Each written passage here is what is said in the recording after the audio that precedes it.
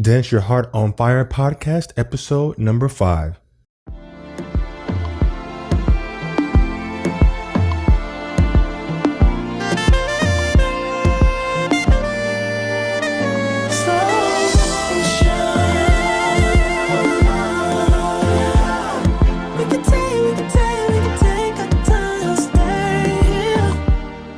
Are you addicted to neo/urban kizomba?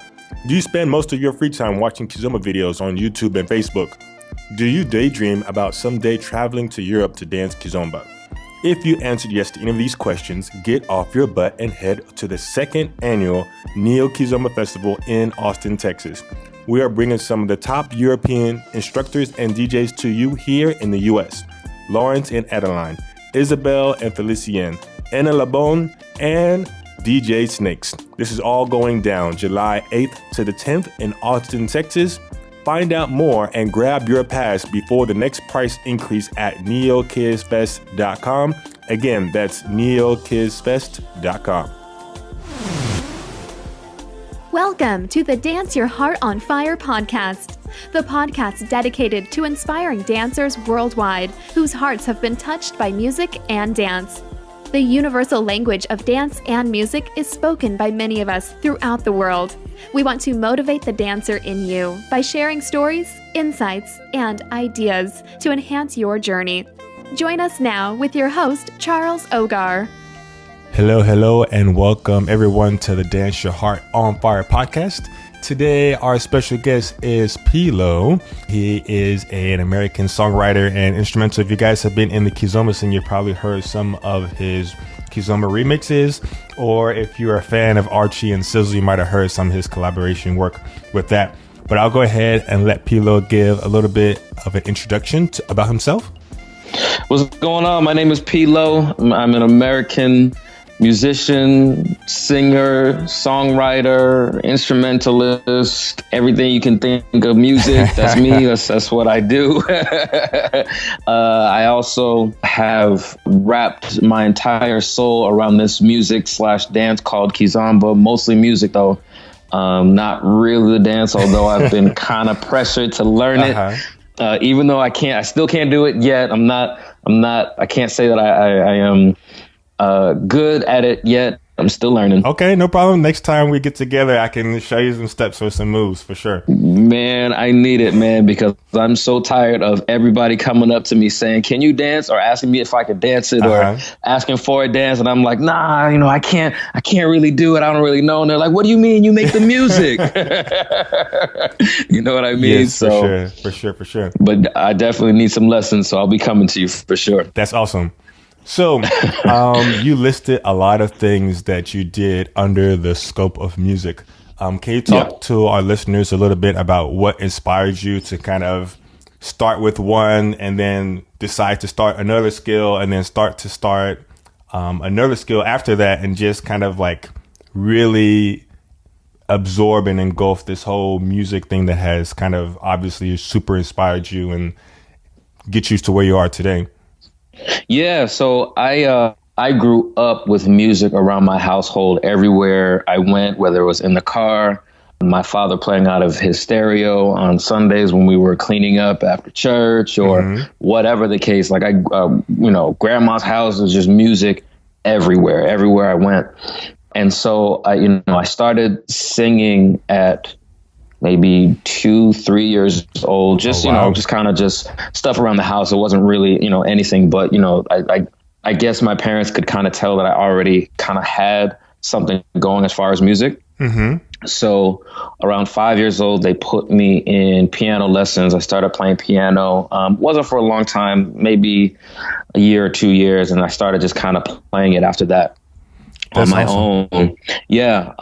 So then around, I think I was 9 years old, it was around middle school time, and that came around the time where middle school band came into the picture, and I decided to play saxophone because, again, like I said, my parents used to play music all over the place, and one of the key instruments that I always heard, if it wasn't singing, it was someone playing saxophone, because I think that was one of my father's favorite instruments to hear, to listen to. Was it the alto saxophone? It was soprano and tenor saxophone. I gotcha. So that's what I heard. That's what I was always hearing. I was hearing guys like, if you know smooth jazz, guys like Najee, like maybe a little bit of Kenny G, a lot of George Howard, Gerald Albright, Grover Washington Jr., a bunch of different guys that I would hear all the time. So when it came time to, be a part of middle school band, I was like, I'm going to play the saxophone. They didn't have any more space for alto saxophone, so I had to play the tenor saxophone. Now, tenor saxophone is the second largest saxophone there is to play. There's soprano, which is the smallest, alto, tenor, and then baritone saxophone. And so imagine a 9-year-old kid with this huge saxophone trying to play it. I might have been 4'10", 4'11" at the time starting to play it. And the saxophone's just as big as me. So we started to play it. Fast forward to maybe a year and a half later, a jazz band was introduced to me through the middle school. I picked a soprano saxophone. I got maybe like a couple different opportunities to do a solo. And it was at one of those concerts that it really stuck in me. And I tell the story to this day. It was after I did the solo, after we did the concert, and just people, not just my friends, but their families, their parents, uncles, aunts, grandparents, whatever, came up to me and like, wow, you did a great show. Right. And so it was at that point that I knew that I was going to be in music and I wanted to be a performer for the rest of my life. Wow, that's awesome. Yeah. So then from that point on, everything else is just history, I hear you, man. It's really interesting to see those moments that we have in our lives that kind of really touch us and that we kind of remember forever. And that I'm pretty sure that you've drawn back on for inspiration and kind of like, no, this is what I was born to do. This is what I feel like I'm supposed to be doing now. I'm not going to be doing anything else. Because sometimes when you have that talent, and let's say you already have another job, like even for me before I started dancing full time, you always kind of second guess yourself. And it's like, I don't know if I should do this. People are like starving artists and it's tough out there and things like that. But I mean, it's almost like ignoring that voice that you have inside. And like, you're not going to be satisfied until you like go full force, both feet in. You can't have one foot in and one foot out, No, that's exactly it. And I have to really thank my parents for that, really for supporting me and pushing me towards that direction, because both my parents are actually doctors. You know what I mean? And so they're in the medical field saying, don't you dare be a doctor because you don't want this life. You know what I mean? You want to do what you love to do and make sure that you are successful at it and that, you have a great life around doing it. So they did everything possible to make sure that I was able to do that. That is awesome. That is very awesome. And sometimes that support doesn't come from your parents. It comes from your friends and things like that. But at the same time, it's like, look at two successful people like your parents telling you to do what you love and not necessarily what's going to make you the most money, because if you do what you love and if you hustle behind it, the money will come after that for sure. So that's one of those messages that I want to share with our listeners. It's like, if you do have that desire, that inspiration, that dream, it is possible to fight for it and to strive for it and to achieve it. It's not easy, but nothing worthwhile is easy to achieve. You know what I mean? Right. Yeah. And what I tell a bunch of people is, that come to me for like inspiration and all that type of stuff, or motivation. I tell them, look, you have to figure out what that one thing that if it was taken away from you, you wouldn't be able to breathe. Right. What's that one thing, whether it's cooking, whether it's playing music, whether it's dancing, it could be cutting grass. It could be building homes because you love the sight of construction. You like putting things together. So if you're a kid and you love Legos, you might want to, think about, building homes or something, whatever that is, that if you took that away from yourself, you wouldn't be able to live the next day. Exactly. Right. That's what you should go after. And you should put 100% of your passion. I'm not saying go out and quit your job tomorrow. Exactly. But those days when you come home from work, maybe turn off the TV and put everything you have into that before you go to sleep at night, or don't go to sleep that night and pull out all-nighter and just suffer through that, because at the end of the day, it's going to be so much better for you. When you said the word all-nighter, that kind of stuck a personal chord with me, because you see people that are willing to party all night long. Exactly. You see people that are willing to pull all-nighters to study. Exactly. Because they're in college and to school. It's like, okay, well, why can't you do that for a personal passion of yours? That's right. If you can party all night, you can stay up and study or practice or hone whatever it is, that skill that you're trying to do. And at the same time, if you're willing to put money and time towards a college degree, why not give your personal passion that same amount of dedication and purposeness, you know? That's right. That's right. That's exactly it. And I tell people that all the time. So yeah, that's good. That's awesome. That's awesome. So I was reading your bio, and you said that you speak 4 languages and you play 6 instruments. So I want to go ahead and ask you what those were. All right. Let me see. So obviously singing, saxophone. I play piano, organ, drums, and guitar. Also, as far as languages, I speak Portuguese, English, obviously, Cape Verdean Creole, and I used to speak Spanish so much, and I can understand it now, but I can't speak it. You know what I mean? Like I studied Spanish all throughout, you know, when I was 5 all the way up, you know, because my mother spoke predominantly Spanish. She traveled to a bunch of places like Peru, Colombia, and all those places. I got you. And so, you know, ever since I was a little boy, used to, you know, speak Spanish, but then when I went to college, I didn't have anybody to speak it with. And so that changed up everything. So I can understand it, but I'm fluent in Spanish. I picked it up in high school, and then when I started dancing, my first dance was salsa. So I started learning the lyrics to the songs, and then I started getting to know some of the Latinas, and then I dated a couple of them. And they'll teach you everything you need to know, man. That's it. So that's how I got pretty fluent with it. But I've been speaking Spanish for about 10 years now. So nice. I don't get to speak it as much as I would like, but I tried to stay fluent, and I've been to Mexico a couple of times to teach out there, and that kind of gives me opportunity to keep fresh with it, you know? Yeah, nice. That's awesome. So you speak Portuguese and you also speak Cape Verdean, but you said you are American. Were you born in America, or were you born somewhere else? Or no, I was actually born here in the States. Both my parents are Jamaican, and so I mean, Patois not. It's English. It's not really anything, you know. Yeah. I mean, it's English. But so I was born in the States. I was born in Connecticut, and I've lived here all my life. I got you. And if I'm not mistaken, Connecticut has a very high population of Cape Verdeans, right? Oh yeah. Especially where one of the places where I grew up, Bridgeport, Connecticut, they have the population of Cape Verdeans is huge out there. So did that upbringing help you learn the language of Portuguese and Cape Verdean Creole, or was it after? Not at all. It was definitely after, because you don't really get into. When I was growing up, I didn't really get into, where people were from or all of that stuff. And it wasn't until I got to Rhode Island, which also, is right next to Connecticut, but also has a huge Cape Verdean population that, I finally got into the world of Cape Verde and kind of engrossed myself in that world. Okay, that's awesome. So this is really interesting to me because your native culture would be like your parents from Jamaica, but especially with your influence that you have on kizomba, you know how strong of an influence it has in the Palo countries with Angola and Cape Verdean specifically.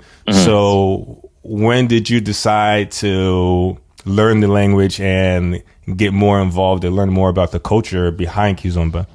Yeah, so my first time going to Cape Verde was in 2011. A very good friend of mine, he's on a bunch of my records. He's a Cape Verdean hip hop artist from the States, from Rhode Island. His name is Chachi Cavallo.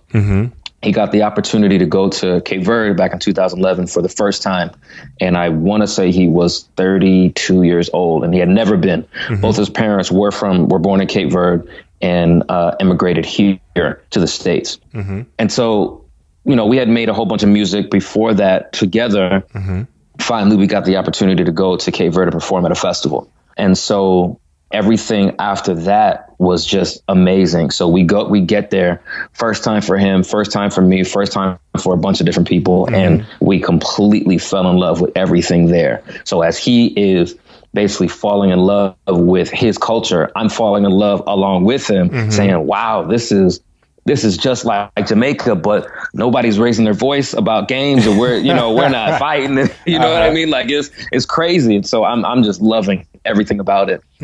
We stayed there on tour for about 2 months, I think. We came back. I wrote my first Zouk song ever. It was entitled Saudade Boa, which means I miss you.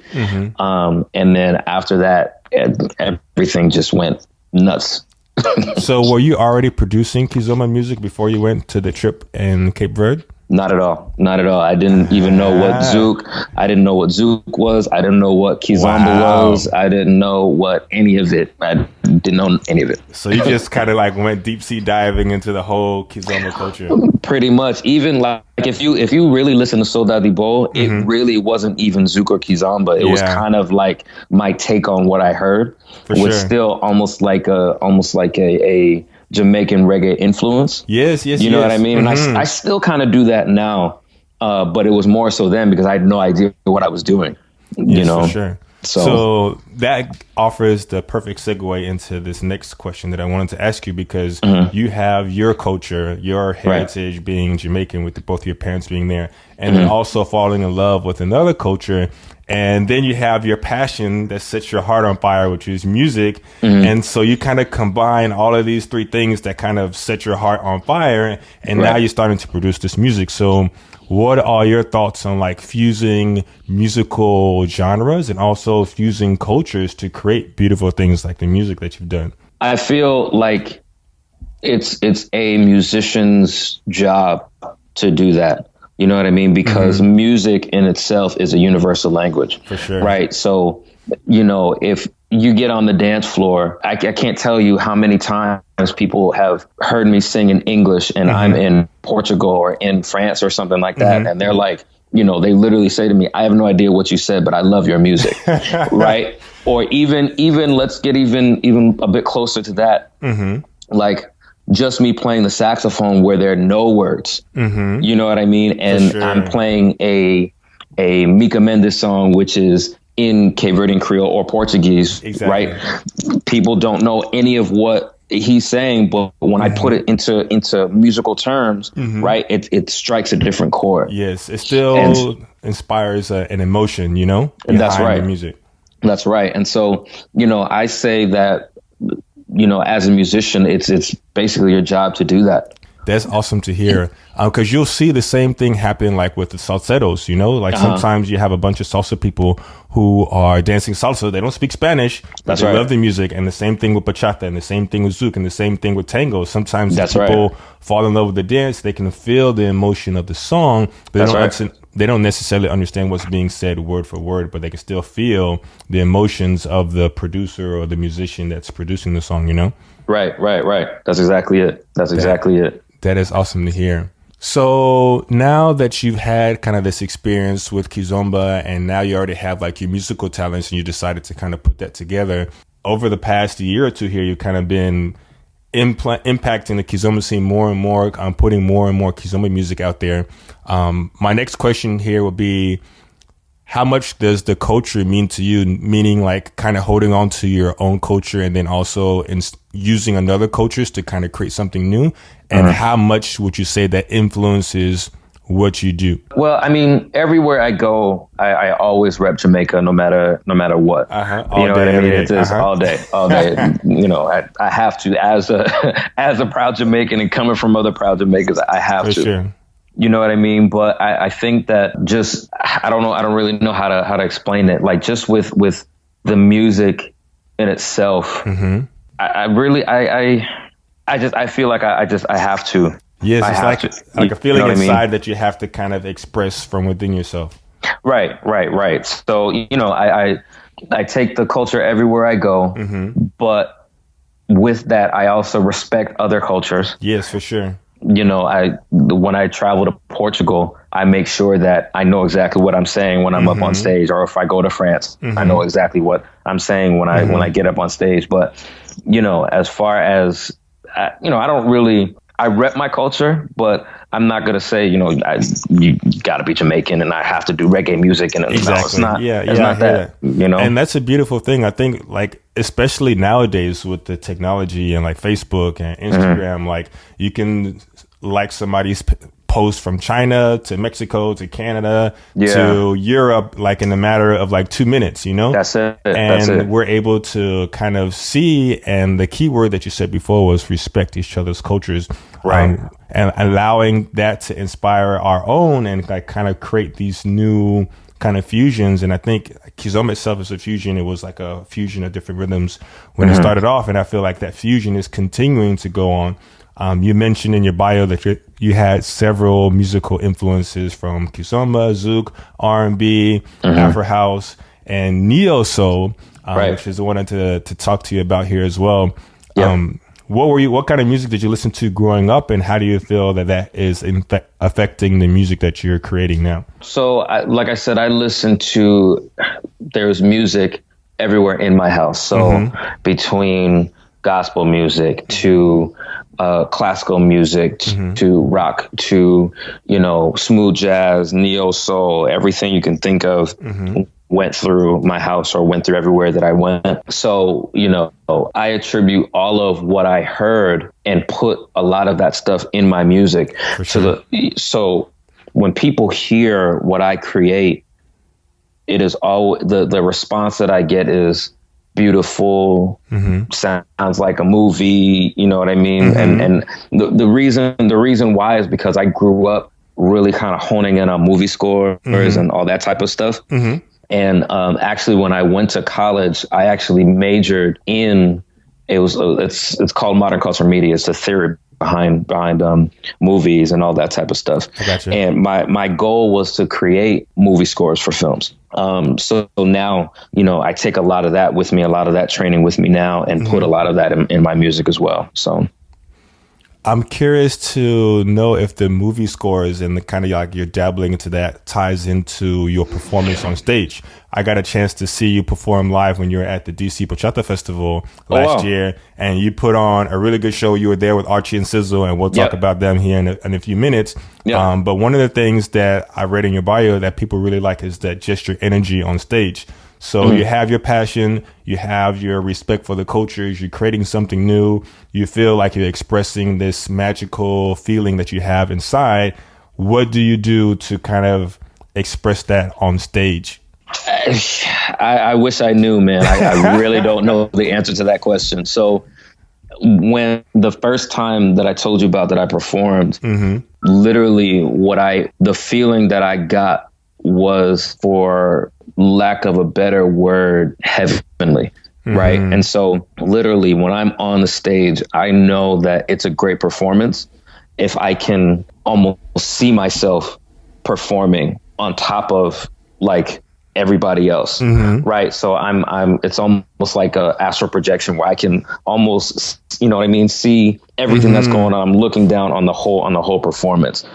And so, after performance, people come up, they're like, "Oh, great job." And I'll be like, "Oh yeah, thanks. It was okay." But I don't know. I literally don't know what happens. It's just, they say go, and then it's time to go. And it's time to go. You just kind of get into your element. Yeah, I hear for sure. Let's go ahead and talk a little bit about the work that you did with Archie and Sizzle. They're good friends of mine here in Texas as well. And it's good to see the kizomba influence starting to make its way over here to the United States with artists, and for us to kind of put some kizomba music out there as well. You want to talk about your experience with them? Okay, yeah, sure. So I think it was probably Archie who hit me up first, and he was like, "Man, I've heard a bunch of your stuff. We're trying to do this whole kizomba thing and bring it to the States more. I've seen you traveling, but let's see if we can start something here in the States. We're rappers, and let's try it. Can we make some music with you?" And like me, I'm the type of person who loves to work with everybody. So I was like, yeah, sure, let's do it. And, I heard some of their stuff. Their stuff was great. And, we decided to just keep on working together. And I think they had dropped. So the one that definitely piqued my interest was their song called No More. Yes, yes, yes. And so when a song is message driven or has something that is really social, I love that type of stuff. And so when Archie had, just talked to me about what he was doing about human trafficking and brothels and all that type of stuff, I was like, man, I'm all for it. Let's do it. That's awesome. That's awesome. How many songs did you guys end up doing together? Maybe 3 or 4 I to think date, like 3 or 4 of them, something like that. And then and then right now we're working on new stuff together. So that's awesome. That's awesome. I'll be sure to include the links of those music clips from SoundCloud in the show notes so people can check those out as well. I'll probably use one of them for the intro song for this particular podcast as well, which would be nice. Excellent. And then the other thing too, which really piqued my interest is, when I first started doing kizomba, like I said, back in 2011, 2012, there was really nobody here doing that, right? We had, so like I said, I live in Rhode Island where the Cape Verdean culture is huge. So there was a bunch of people doing zouk, and they were, huge, big time zouk artists, but would only get, radio play or all of that in Cape Verde. And so in 2012, I took my first trip to France and saw what kizomba was and how passionate people were about this dance and about this music. And I was like, man, I need that. I need to get in this right here. I hear you. And so still back around that time, there wasn't a lot of kizomba in the States. You know what I mean? And so it was refreshing when Archie and Sizzle hit me up to see, other artists kind of budding from here and wanting to do kizomba. So that's awesome. Kizomba started here in Texas about 2012. Okay, We started having house parties and stuff like that. Now, like it's getting bigger, so we have events and instructors coming over and more socials and things like that in multiple cities. So it's definitely starting to grow more and more, as well as outside of Texas here in the States, as you've seen as well. Right. All right, let's go ahead and talk about any exciting projects that really has you excited for 2016. All right, cool. So I have last year, the end of 2014, I think it was. It was either then or right at the beginning of 2015. I released a project called Saxo Kizomba Volume 1, where I took just songs in kizomba that I love and basically did what I grew up listening to is when people like George Howard and Najee took smooth jazz, they were taking the greatest songs from R&B and soul music back at the time, like Sade and Anita Baker and all those artists, and putting saxophone over it and taking over the melodies and doing their own thing to it. That's what I did with kizomba. Is I took the kizomba music and just put saxophone over it, because that's one of the things that I'm passionate about. Sure. And so this year, later on in the year, I'll be dropping another one, Saxo Kizomba Volume 2. And it'll be more of taking the songs that I love and love to listen to and completely making those into kizomba. So for example, a track that I'm working on now, which should be released in a couple weeks, I'm working on a song by Trey Songz called Slow Motion, right? Where I completely take that one and, put all the training and stuff that I've, grown up with and putting all my influences into that and then putting saxophone over it. I'm excited to hear that one. That'll be really nice. Yeah, I grew up. I'm excited for it too. I grew up with a lot of 90s R&B, like Usher, Nice and Slow, even back to like SWV. TLC, those kind of things. I grew up in middle school and high school. So when I hear the kizomba remixes of those, and it's it just creates like this nostalgic feel of being back. That's right. And I remember there was this one quote, it's like being in the past and the present at the same time. Because you get to remember the memories from that song and then also kind of live that in the present moment. It's really cool. So I'm really excited to hear what you have, because it sounds like it's going to be filled with that kind of energy. Yeah, I can't wait, man. If I had known that Saxo Kizomba would have had the impact that it did, I would have been doing it a long time ago, man. I didn't realize it, man. For sure. It was just like I need something else to do, something else to put out. Why don't I just actually, you know what it was? Saxo Kizomba was a request by a good friend, actually two good friends of mine, and they're both part of the whole Lights Out DJ circuit. So DJ Lefty and DJ Mastermind, and both of them do a lot of weddings out here for Cape Verdeans and all that stuff. So they were like, you know, we would love for you to put a bunch of these songs together, play saxophone over them. We can play them at weddings if you make them zoot. And I was like, all right, let me just try it. The first one I did was Majiku, and that one just completely went to places I didn't think it would go. That's awesome. So yeah, after that, you know, everything else is history. That's awesome. Well, Pilo, definitely appreciate you taking time out of your day to come and talk to our listeners and kind of share your story to inspire other artists, inspire other dancers, and kind of let people know we're kind of all universal humans in this whole love for music and dance, and we're here to support each other and unite each other. And that's the message that I want to be broadcasting that through the podcast that I've set up here. One more question before we finish up, and that's going to be, where do you think kizomba will be in the U.S. 5 to 10 years from now? 5 to 10 years from now. Wow. Okay. So I foresee kizomba being where salsa and bachata was maybe down to 5-10 years ago, where salsa and bachata was so hot. There were so many classes, so many salsa nights, and I mean they're still there now, but you know, like I said, down to 5-10 years ago, there's so many more opportunities to do it. I feel kizomba, as long as we have, you know, the people that are passionate about it, like yourself, like Archie and Sizzle, like, you know, everyone who is around the United States doing the socials and the different festivals, like the Miami Beach Kizomba Festival and the DC Bachata Festival and all those places. You know what I mean? As long as we have all of you guys to help to promote the music here, people are going to fall in love with it. Like I have a very close friend of mine who literally, you know, he tells me that, you know, I can listen to the music all day, just studying. Yes. You know what I mean? You can't really do that with salsa. No, like you want to get up and dance. For sure. You know what I mean? So like, I feel like 5 to 10 years, kizomba's going to be bigger than anything. And I actually think, especially with the release after that Justin Bieber record, I think was it Sorry? Yes, Sorry. Like, with that, man, like kizomba's gonna be huge. Like all we need is a Trey Songz or a Justin Bieber to pick up, or Beyonce to do a kizomba record, and that's it. Yes, game over. And that's it. Game over. Yeah. I think was it last year or something like that? Anselmo Ralph did a track with Rick Ross. Really? It was probably just it might have been just a hip hop track or something like that. Maybe it was just a feature, but he actually did a track with Rick Ross. So it's, you know, it's apparent that people are trying to reach out and find other styles, and I think kizomba's going to be it. That'll be awesome. That'll be phenomenal if that happens, for sure. Yeah. All right, Pilo, I'll go ahead and give you the mic to give any parting advice for upcoming artists or dancers out there, and then also the best way for people to hit you up on social media. All right, cool. So for artists, do what you do. Be yourself.